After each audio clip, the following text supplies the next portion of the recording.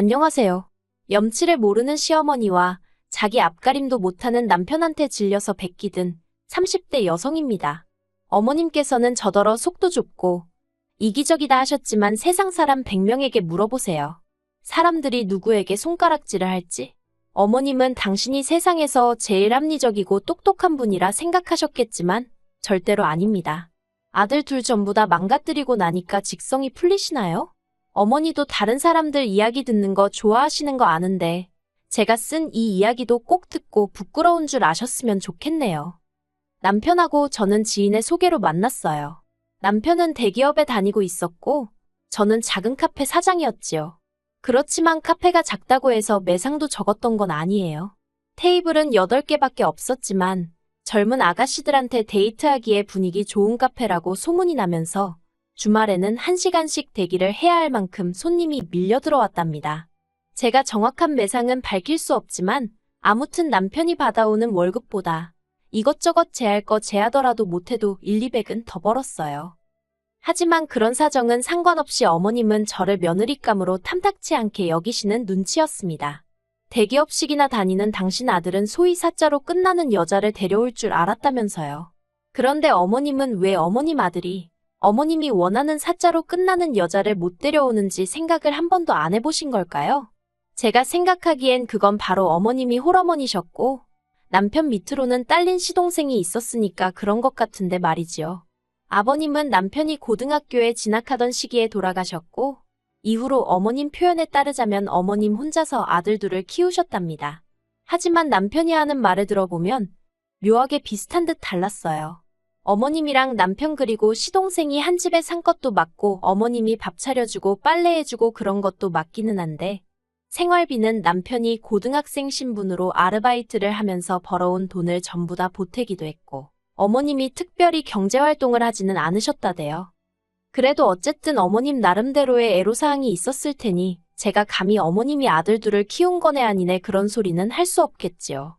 하지만 문제는 남편이 대학교에 들어가면서부터였어요. 어려운 환경에서도 좋은 대학에 들어간 남편은 대학생이 할 수 있는 가장 고수익 아르바이트인 과외를 시작했답니다. 그래서 잘 벌 때는 한 달에 200만 원씩도 벌었던 모양이에요. 학교 공부도 놓치지 않기 위해서 정말 하루에 3, 4시간만 자는 날이 허다했다고요. 그런데 그렇게 번 돈을 전부 다 어머님이 생활비로 써야 한다며 달라고 하셨던 모양입니다. 어머님은 그때도 경제활동을 하지 않으셨대요. 얼굴 쪽팔리게 자기가 무슨 일을 하냐고 하시면서 말이지요. 정말 저는 이 이야기를 듣고 도무지 이해를 할 수가 없었습니다. 제가 부모가 되어보진 않았지만 그래도 자식 혼자 고군분투하며 사는 걸 보면 어떻게든 도와주고 싶은 게 부모 마음 아닌가요? 제가 저희 친정에서 받은 사랑은 그런 사랑이었으니까요. 그리고 남편이 대학교를 졸업한 뒤 대기업에 들어가면서 어머님의 욕을 할까 걷잡을 수 없이 커져갔던 거지요. 남들은 아들이 대기업에 들어가면 명품백을 사준다더라 어쩐다더라. 그리고 마음 여린 남편은 그런 어머님을 모른 채 하지 못했던 거예요. 그나마 밑으로 하나 있는 4살 어린 시동생은 정신 못 차리고 사니까 더욱이 자기 어머니가 불쌍해 보였다면서요. 아무튼 그렇게 다 퍼주고 뺏기고 뜯기고 하는 와중에 저를 만났고 저는 남편더러 당신 밥그릇은 당신이 챙겨야지 아무도 안 챙겨준다. 그런 이야기를 몇 번이고 했었답니다. 아무튼 그렇게 저희는 1년을 만났고 남편이 먼저 프로포즈를 해왔어요. 솔직히 시댁 사정을 다 아는 상황에서 남편의 프로포즈를 한 번에 받아들이기는 어렵더라고요. 그래서 남편에게 생각할 시간을 달라고 했습니다. 솔직히 친정부모님도 반대하실게 불보듯 뻔했고 그러면 그 반대를 어떻게 이겨내야 하나 생각하니 뾰족한 수도 떠오르지 않았거든요. 하지만 며칠 밤을 고민해봐도 저는 남편을 사랑하고 있었고 당시 저는 어머님이나 시동생에게 이미 반감이 컸던지라 남편을 그 사람들로부터 보호해주고 싶다는 오지랖 넓은 생각을 했던 거지요. 그래서 남편에게 우리 부모님이 반대를 하더라도 서운한 마음은 갖지 말라고 미리 이야기를 하고 친정부모님께 결혼할 사람이라며 남편을 인사시켰네요. 그런데 뜻밖에도 친정부모님은 반대는커녕 남편을 진심으로 환영해 주셨습니다. 어려운 환경에서도 남 탓을 하지 않고 여기까지 온 걸 보니 정말 바르게 자란 것 같다면서 제가 보기에는 이렇게 말하면 뭐하지만 정말 어머니란 존재로선 빵점같이 보였던 어머님까지 지켜주시면서 말이에요. 남편도 저희 친정부모님의 따뜻한 말에 크게 감동을 했고, 그렇게 저희는 결혼을 약속하게 되었습니다.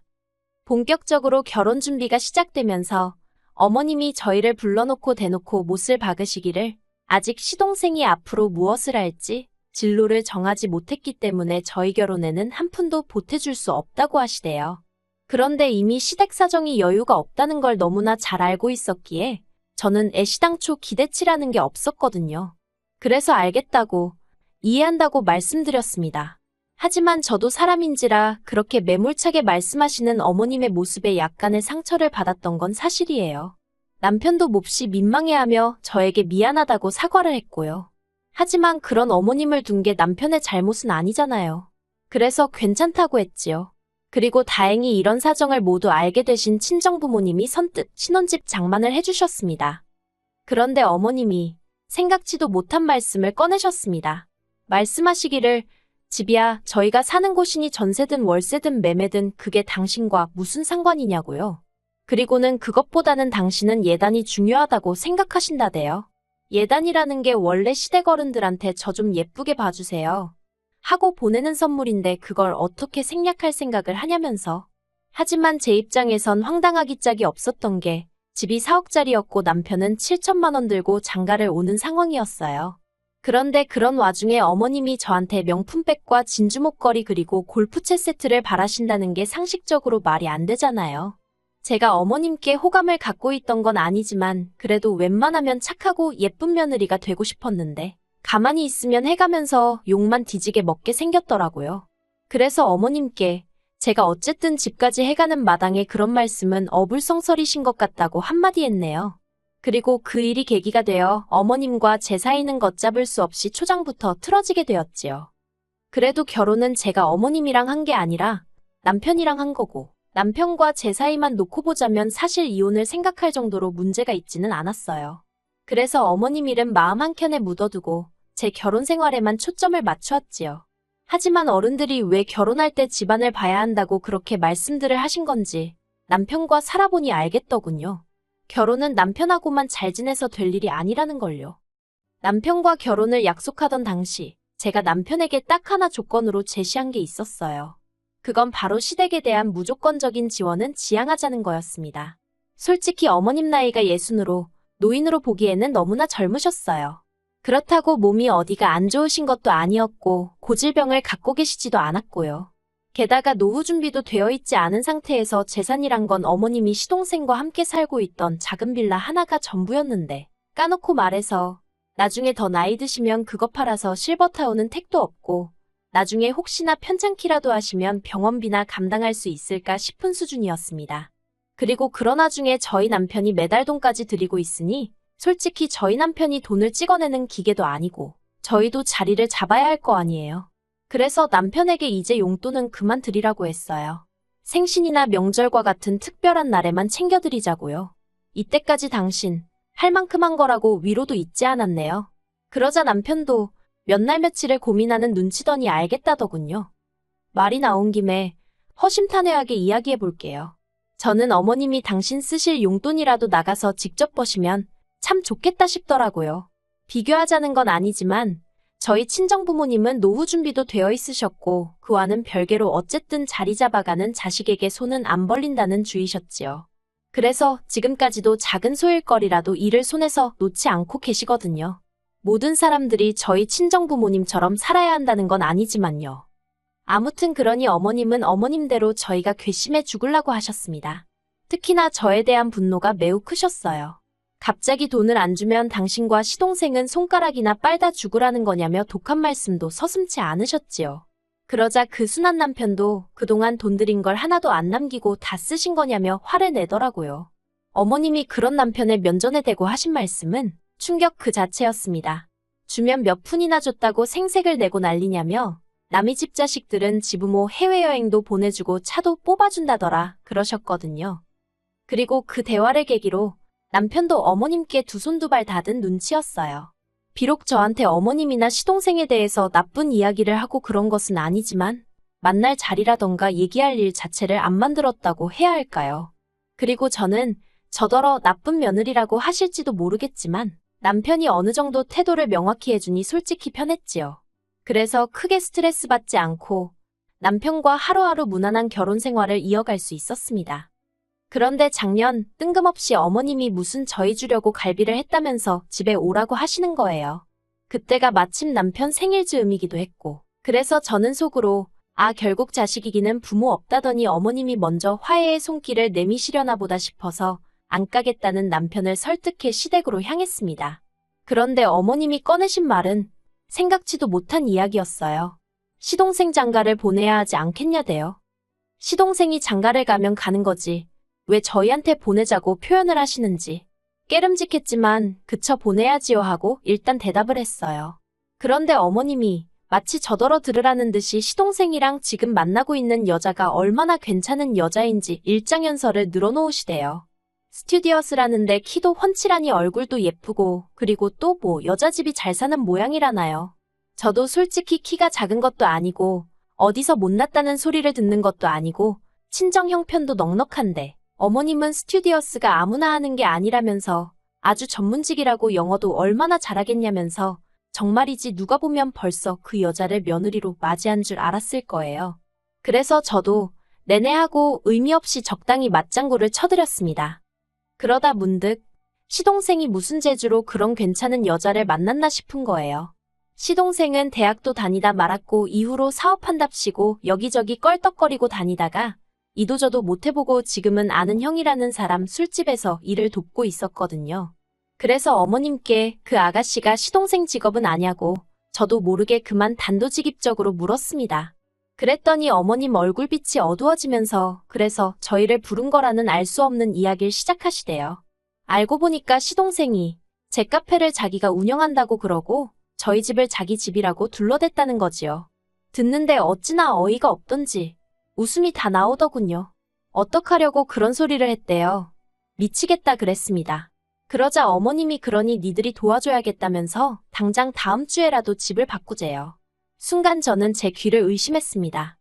집을 바꾸자는 게 무슨 말씀을 하시는 거예요? 이참에 집을 바꿔서 살자고. 작은 애는 너랑 다르게 나랑 합가할 생각도 하고 있는 모양이더라.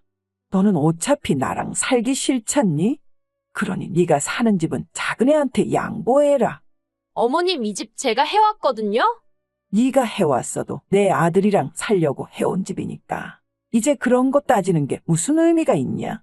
말도 안 되는 어머님의 억지에 순간 할 말을 잃었어요. 하지만 얼른 정신을 차리고 어머님한테 안 된다고 했지요. 어머님이 이유가 뭐냐시길래 이유가 왜 필요하냐고 제 집이니까 제가 싫으면 그만인 거죠. 하고 탁 쏘아붙였습니다. 그런데 매번 제 편을 들던 남편이 갑자기 저한테 얘기 좀 하자며 저를 작은 방으로 끌고 가는 거예요. 설마 싶었지만 남편한테 왜 그러냐 물었습니다. 그랬더니 남편이 저랑 결혼한 이후로 늘 제 비위를 거스르지 않기 위해 어머님과 시동생에게 잘해주고 싶은 마음이 있었지만 모른 척하느라 너무 괴로웠다대요. 그런데 이번만큼은 제가 자기한테 맞춰주면 좋겠답니다.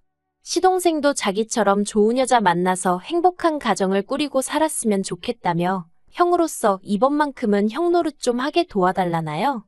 여러 가지로 어이가 없었어요. 남편이 정신 차리고 말 그대로 자기 밥그릇은 챙기는 사람이 되었다 싶었는데 아직도 등신호구에 불과하다는 사실이 어이가 없고 구제불능이다 싶었으니까요. 제가 남편더러 진심이냐니까 자기가 이렇게 부탁한다며 제 앞에서 무릎까지 꿇는데 안쓰럽고 측은한 게 아니라 미쳤구나 싶대요. 제가 남편더러 일어나라고 그러고는 미안하지만 안 된다 했습니다. 당신이 끝까지 어머님과 시동생한테 당하고 살겠다면 어쩔 수 없는 일 아니겠냐고. 하지만 나까지 그런 똥구렁텅이에 끌고 들어가진 말라고 했어요. 그리고는 작은 방에서 나와 어머님께 남편과 이야기해봤는데 집을 바꿔드리는 대신 이 남자를 돌려드리겠다 했습니다. 벗겨드시던 삶아드시던 어머님 입맛대로 해드시라고 저는 이제 손 떼겠다고요. 그리고 소름 끼치는 게 며느리가 그런 소리를 하면 너 지금 무슨 소리를 하는 거냐며 화라도 내시고 황당해라도 하셔야 하는 거 아닌가요? 그런데 어머님은 저더러 생각 잘했답니다. 저 때문에 당신 착한 아들이 얼마나 마음고생했을지 생각하면 당신 가슴이 찢어진다나 어쩐다나. 그리고 저를 더 좌절케 한 건 그런 상황에서조차 정신 못 차리고 한숨만 연신 내쉬던 남편의 모습이었어요. 대기업 다니고 돈 잘 번다고 능력이 있는 게 아니구나. 저렇게 자기 앞가림도 못하는 사람이 밥벌이를 하고 사는 게 오히려 신기하다 별 생각이 다 들었네요. 그렇게 남편과 헤어지기로 결정하고선 그간 남편 앞으로 제가 대신 모아줬던 남편의 월급들 싹 정리해서 남편 계좌로 보냈습니다. 결혼 생활을 유지한 기간에 비해 남편도 아마 놀랐을 거예요. 알뜰살뜰 모았더니 그 액수가 상당했으니까요. 그 돈은 남편 몫으로 모으다가 나중에 남편이 꼭 갖고 싶어 하는 게 있으면 그때 주려고 했던 돈이라 솔직히 아깝고 그런 건 없었어요. 다만 그동안 같이 살던 정 때문인지 바보마냥 어머님한테 주머니 털리지 않고 지켰으면 좋겠다는 생각은 했네요. 하지만 완벽히 남남이 되고 얼마 지나지 않았을 때 술 취한 남편이 연락을 해왔습니다. 허탈하게 웃으면서 저더러 자기 개털됐다고 하는 거예요. 무슨 말이냐니까 시동생이 만나던 여자가 모든 사실을 알아차렸던 모양입니다.